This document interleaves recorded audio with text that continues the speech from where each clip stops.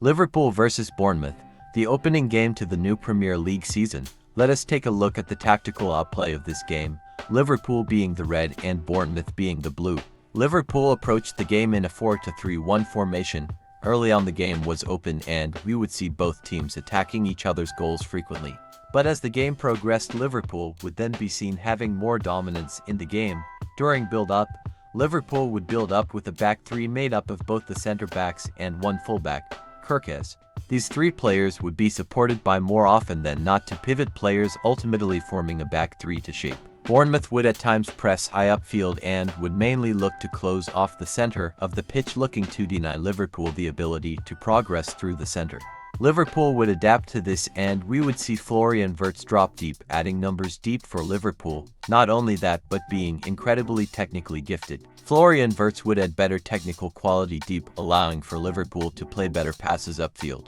Not only this, but as Florian Wirtz would drop deep, Bournemouth's front press would struggling to close of the center of the pitch effectively. As a result, Liverpool were able to play really good bounce passes through the center. Moving upfield, Liverpool's best attacking strength was that the players playing upfield were incredibly versatile and would be oftentimes seen rotating positions constantly in the final third. These constant positional rotations done by Liverpool had one task in mind, which was to pull some of the Bournemouth players out of position,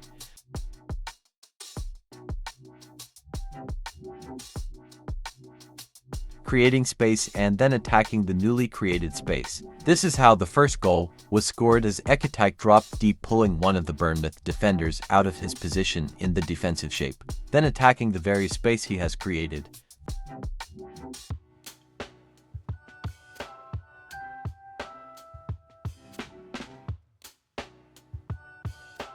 This was not the only threat from Liverpool, as whenever Bournemouth would push upfield they would leave open space in behind. This allowed Liverpool space in behind and between the lines of press. Bournemouth approached the game in a 4-2-3-1 shape just like Liverpool. However, they did look to execute their game plan slightly more different. When building up, Bournemouth would have three centre-backs. Just like Liverpool, Bournemouth would have certain players occasionally dropping deep, assisting in build-up. Liverpool would not particularly look to press high upfield, so this would allow Bournemouth to patiently build up play. This, however, was not a frequent sight during the game, as Liverpool would have most of possession and would look to press on Bournemouth should they take time building up. This would more often than not lead to errors from Bournemouth. Another THIG Bournemouth looked to do is OK long. This would also be a challenge, as their target man Evanilson would do a good job at being a target man. But for the most part, especially if the ball is played into the midfield third, we would see Liverpool counter-press as quickly as possible, adding to the troubles Bournemouth were facing. On the attack, Bournemouth would have both fullbacks alternate when it comes to overlapping. One would overlap and allow the wide player to invert, or they would do this vice versa.